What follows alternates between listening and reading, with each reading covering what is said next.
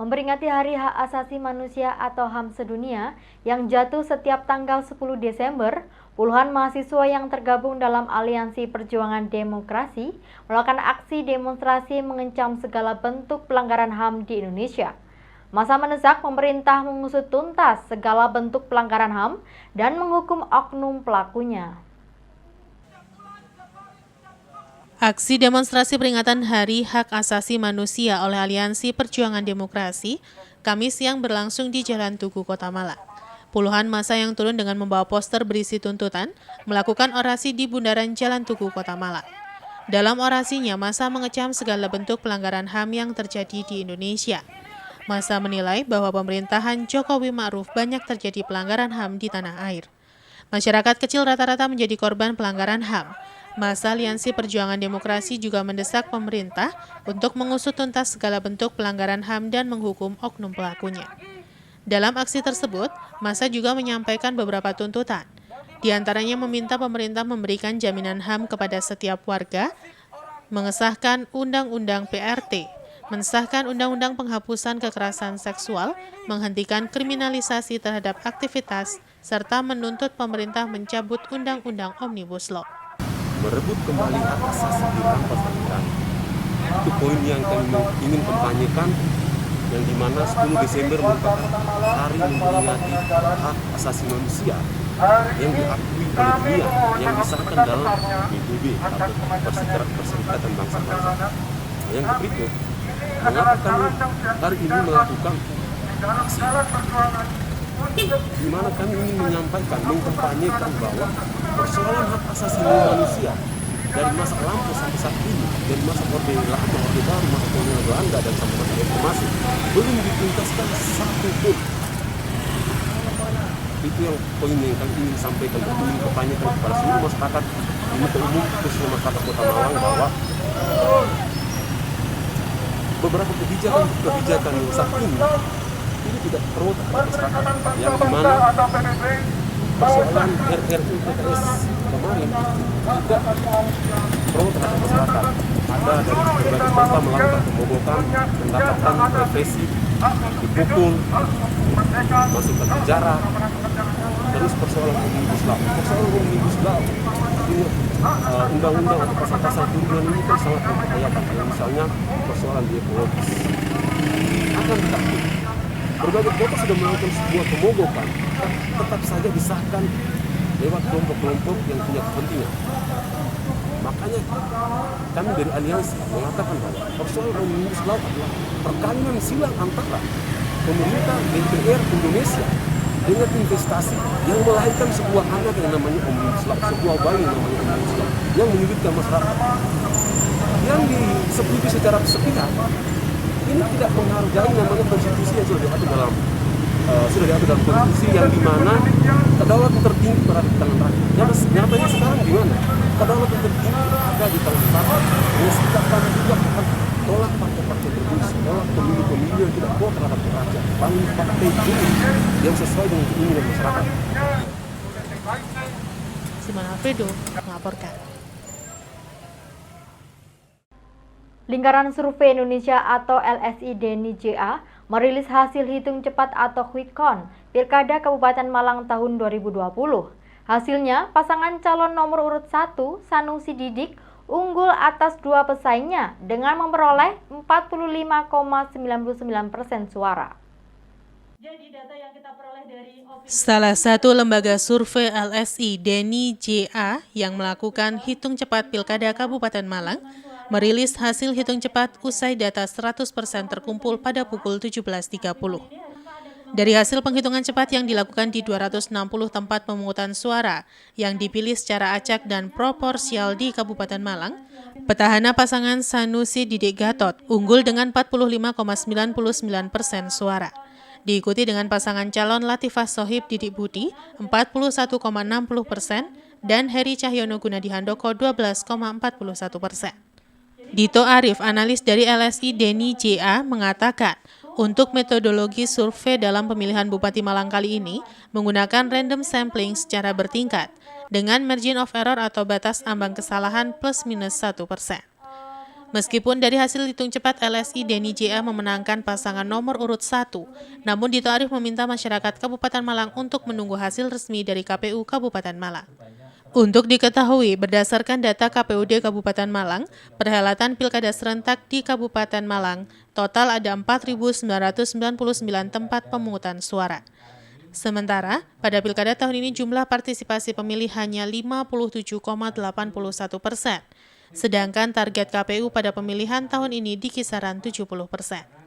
Dari versi LSI sendiri, untuk quick count Pilkada Kabupaten Malang, perolehan paslon nomor 1 Sanusi Didik sebesar 45,99%, kemudian paslon nomor urut 2 Hajah Latifah Sohib dan Didik Budi Mulyono sebesar 41,60%, kemudian paslon nomor 3 Heri Cahyono Gunadi Handoko sebesar 12,41%. Di sini itu hasil quick count versi LSI. Metodologi yang digunakan Mas, kemudian margin of error-nya? Metodologi yang kami gunakan multi-stage random sampling, artinya sampling secara bertingkat dari tingkat kabupaten, kemudian tingkat desa, hingga tingkat TPS. Kemudian margin of error sebesar 1 plus minus 1%, dengan 260 TPS sebagai sampling kami. Simon Alfredo melaporkan.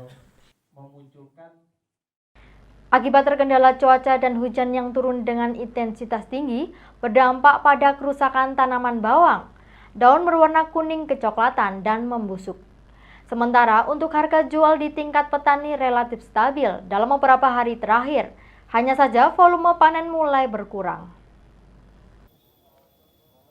Hujan yang mulai turun dengan intensitas tinggi menjadi perhatian petani dan akan berpengaruh pada tanaman dan hasil panen bawang merah. Hal ini juga akan berdampak pada menurunnya volume hasil panen dan meningkatnya biaya untuk pengeluaran lebih dari 2 kali lipat dibandingkan kemarau. Tanaman bawang merah ini mengalami kerusakan pada bagian daun yang mulai berwarna kuning kecoklatan dan jatuh ke tanah membusuk sehingga berpengaruh pada pertumbuhan bawang. Saat ini harga bawang merah kering di tingkat petani berada di kisaran harga Rp18-Rp20.000 per kilogram dan merupakan harga yang cukup bagus walaupun bukan harga jual tertinggi. Harga jual bawang merah ini masih bisa naik maupun turun tergantung stok di pasaran. Menurut salah seorang petani di Gading Kulon Dawu menjelaskan, pada penghujan biaya penyemprotan akan semakin meningkat dan tanaman rawan terserang banyak penyakit. Di lokasi terlihat tanaman bawang mulai mengalami kerusakan dan daun mulai banyak yang jatuh ke tanah sehingga akan membusuk. Tidak hanya itu, akibat faktor cuaca tidak jarang petani harus memanen bawang lebih awal karena bagian daun sudah mengalami kerusakan sehingga hasil panen berkurang karena banyak bawang yang masih muda dan belum tua ikut dipanen. Itu namanya apa ya, kalau yang dinamakan alup-alupan. Oh gitu Pak ya. Iya. Itu pengaruh hujan Pak ya? Iya, kebanyakan hujan. Kebanyakan hujan Pak ya? Itu bisa pulih apa enggak kalau hujan terus-terusan Pak? Kalau ada reda gini ya bisa. Bisa ya? Tapi gak seberapa normal. Nggak seberapa normal, berarti nanti ke hasil Pak ya? Hasilnya yang malah berkurang. Berkurang Pak? Bisa berapa persen hilangnya kalau sudah kayak gitu Pak? Ya bisa 50%. 50%-an Pak ya? Padahal biaya kalau bisa pulih. Kalau bisa pulih Pak ya? Kalau bisa pulih, kalau nggak pulih ya cuma 25%. Dapat itu Pak ya? Pak, biaya untuk pengeluaran untuk musim penghujan pengobatannya gimana Pak dibanding kemarau? 2 kali lipat. 2 kali lipat Pak ya? Iya. Padahal hasilnya juga belum tentu. Hasilnya belum tentu hasilnya. Pas serangannya apa aja, hama apa biasanya Pak kalau menyerang Pak kalau penghujan? Kuset. Ya. Pertama kuset. Sering Pak ya? Kalau busuk daun. Busuk daun betul. Ya itu, cuma itu kalau musim penghujan. Tapi kerugian bisa loss, bisa setengahnya Pak ya kalau sampai tanaman tidak pulih Pak ya? Iya. Oke. Bisa berkurang. Iwan Dikmawan melaporkan. Terima kasih Anda masih bersama kami dalam Info 7 Malang Raya. Akibat berada di bawah tebing tanah pertanian dan belum ada lampu penerangan jalan umum dipasang, jalan penghubung Petung Sewu dan Kucur ini patut diwaspadai pengguna terutama pada musim penghujan. Tidak hanya itu, belum adanya lampu penerangan jalan umum juga menghambat aktivitas pengguna pada malam hari. Jalan penghubung antar wilayah di Kabupaten Malang perlu perhatian karena berada di kawasan rawan longsoran tanah dan belum dipasang lampu penerangan jalan umum, sehingga mengganggu kelancaran masyarakat ketika beraktivitas pada malam hari. Salah satunya jalan penghubung Petung Sewu menuju Kucur Dawu, Kabupaten Malang. Kondisi jalan yang tidak lebar ini berada di bawah lahan pertanian yang sering terjadi longsoran dari rumpun bambu maupun patah dahan pohon pinggir jalan. Tidak hanya itu, pada penghujan tanah di atas tebing sering longsor dan material tanah ke badan jalan, sehingga jalan menjadi licin akibat berlumpur. Belum adanya lampu penerangan jalan umum dipasang harus diwaspadai pengguna dengan kondisi jalan banyak tikungan bisa membahayakan pengendara yang melintas pada malam hari. Menurut salah seorang pengendara mengharapkan fasilitas keamanan jalan harus lebih diperhatikan termasuk badan jalan dan lampu penerangan jalan umum. Di jalan perbatasan Kabupaten Malang dan Dawu, tepatnya di Dusun Pracet dan Gangsiran ini, menyisakan jalan yang belum diperbaiki dan jembatan yang minim pengamanan, sehingga bisa membahayakan pengendara terutama ketika hujan turun dan jalanan berlumpur. Sudah berapa lama kira-kira sampai tahu ini jalannya rusak? Ya, ini mungkin agak lama ya? Agak lama ya. Jadi ini kan musim penghujan Pak ya, kemudian kalau hujan itu kan lumpur dari atas itu sering ke badan jalan. Kemudian kondisi jembatan juga kayak gini, gimana nih lihatnya Pak? Ya, harapan saya ya mungkin orang di atas bisa tahu keadaan kayak gini. Ya. Jadi untuk mengurangi resiko yang tidak diinginkan, biar bisa dibangun selayaknya lah. Kondisi ini juga lampu penerang sebelah sini juga masih belum ada. Padahal pengguna jalan katanya melintas sampai malam hari ini Pak. Ya. Iwan Hikmawan melaporkan. Wali Kota Batu, Dewanti Rumpoko menghadiri konferensi Persatuan Guru Republik Indonesia atau PGRI Kota Batu. Selain memilih ketua dan pengurus PGRI masa bakti 2020-2025, kesejahteraan guru menjadi salah satu hal yang juga dipertanyakan oleh PGRI Kota Batu. Terlebih di Kota Batu masih banyak guru yang mendapat gaji di bawah UMR atau upah minimum regional. Persatuan Guru Republik Indonesia atau PGRI Kota Batu menggelar konferensi pemilihan ketua periode 2020-2025 yang digelar di salah satu hotel di Kota Batu. Kesejahteraan guru menjadi salah satu hal yang disentil oleh Persatuan Guru Republik Indonesia atau PGRI Kota Batu saat melakukan konferensi di salah satu hotel kepada Wali Kota Batu. Ketua Panitia Acara Abdul Manan mengatakan pentingnya peningkatan kesejahteraan guru, khususnya honorer. Sebab selama ini insentif yang diberikan oleh sekolah dan pemerintah masih kurang atau belum mencapai UMR.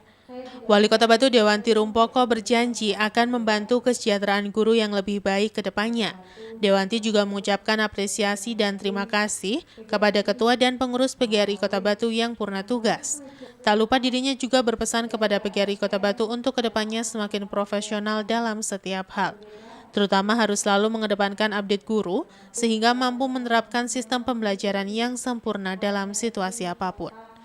Dalam penjelasannya, Kota Batu memiliki kelebihan anggaran APBD dalam rencana belanja daerah bidang pendidikan akan dimaksimalkan. Meskipun sesuai dengan aturan yang ada, untuk bidang pendidikan pihaknya sudah mengalokasikan anggaran sebesar 20% dari 1 triliun rupiah. Wali Kota menambahkan untuk guru honorer daerah menuju UMR, tetapi untuk GTT atau guru tidak tetap memang sesuai masa kerjanya, namun tetap mendapatkan insentif dari pemerintah melalui BOS dan BOSDA. Sementara itu disinggung terkait pembelajaran tatap muka di Kota Batu, Wali Kota Batu senada dengan Kepala Dinas Pendidikan Kota Batu tak mau terburu-buru menerapkan pembelajaran tatap muka di Kota Batu di masa pandemi ini. Dewanti meminta agar semua pihak terutama sekolah dan orang tua bersabar dan jika ingin menggelar sekolah tatap muka, maka akan ada tahapan yang harus dilalui, mulai dari kesiapan sarana dan prasarana sesuai protokol kesehatan, dan yang terpenting harus mendapat izin dari Satgas COVID-19 Kota Batu. Ini kan acara memang sudah acara reguler ya, jadi 5 tahunan untuk memilih pemimpin PGRI, pemimpin dan ketua dan pengurusnya. Jadi mudah-mudahan acara ini berjalan lancar dan sukses. Yang jelas saya berterima kasih kepada kepengurusan yang akan selesai ini karena sudah melakukan tugasnya dengan sangat bagus. Mudah-mudahan kepengurusan yang berikutnya juga demikian, bahkan lebih bagus lagi. Amin. Dari kementerian sudah diperbolehkan itu Januari, tapi itu tidak diwajibkan, terutama yang zona hijau dan zona kuning. Nah, kita ini belum zona itu, apalagi kemarin masih zona merah, itu berarti tidak diperbolehkan.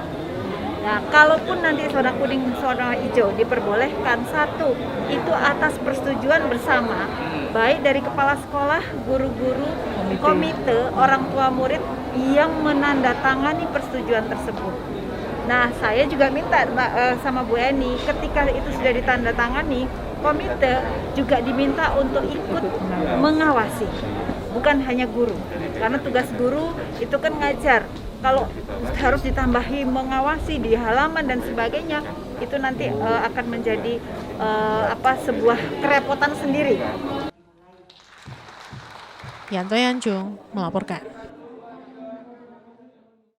Terima kasih Anda masih bersama kami dalam Info 7 Malang Raya. Dalam rangka memperingati hari jadi ke-21, Dharma Wanita Persatuan Kota Batu menggelar beragam kegiatan. Selain beragam lomba di lingkungan Dharma Wanita Persatuan, juga memberikan tali asih kepada pengurus DWP yang purna tugas. Bertempat di Gedung Geraha Pancasila Balai Kota Mongtani, Kota Batu, peringatan Hari Jadi DWP ke-21 digelar oleh seluruh anggota DWP bersama pemerintahan Kota Batu. DWP merupakan organisasi kemasyarakatan yang menghimpun dan membina istri aparatur sipil negara atau ASN. Era Revolusi Industri 4.0 memiliki prospek yang menjanjikan bagi posisi perempuan sebagai bagian dari peradaban dunia. Di Indonesia, potensi perempuan merupakan aset nasional yang harus terus-menerus dikembangkan guna menyambut tantangan perkembangan dalam kegiatan bernegara dan memberikan kontribusi penuh dengan mengambil peran strategis dalam konstelasi pembangunan nasional. Untuk bisa melaksanakannya, semua dituntut untuk meningkatkan kualitas SDM secara berkelanjutan dengan memperhatikan peluang dan tantangan globalisasi.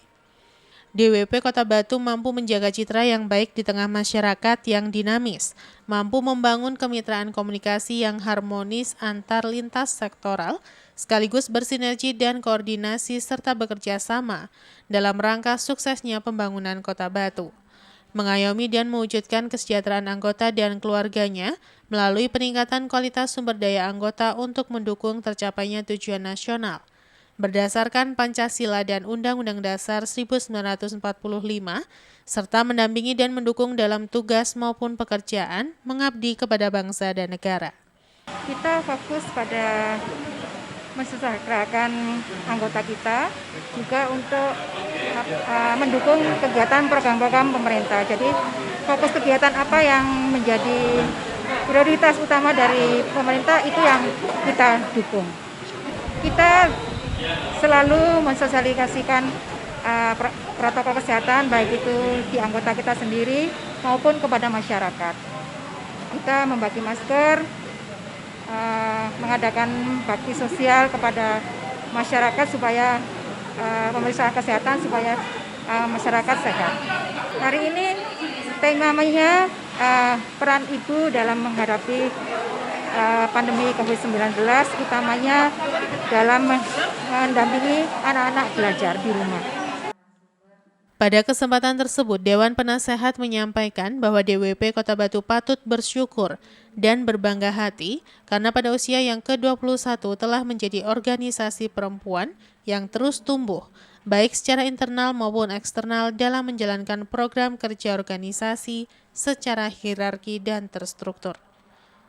Sebagai organisasi perempuan terbesar, dibutuhkan komitmen dan kerjasama untuk menyamakan persepsi dalam mencapai tujuan bersama, sehingga DWP menjadi salah satu akselerator terwujudnya kesetaraan gender dengan mengambil peran strategis dalam konstelasi pembangunan nasional, khususnya di Kota Batu. Peringatan Hari DWP ke-21 diakhiri dengan pemotongan tumpeng oleh Dewan Penasehat DWP yang diberikan kepada Ketua DWP Kota Batu, disaksikan oleh Sekda bersama pengurus dan anggota DWP se-Kota Batu. Saya berharap bahwa Dharma Wanita semakin dewasa dengan menambah ilmunya, bisa bukan hanya sebagai pendamping suami, juga penyupport, juga membantu tugas suami. Itu yang penting. Programnya sudah bagus sekali. Ini ada literasi, ada soal ekonomi, pendidikan. Itu sudah sesuatu yang sangat bagus. Tinggal bagaimana kita menjalankannya saja. Dan kalau bisa, Dharma Wanita juga bisa bersinergi dengan dinas agar supaya pemulihan ekonomi juga Dharma Wanita bisa membantu.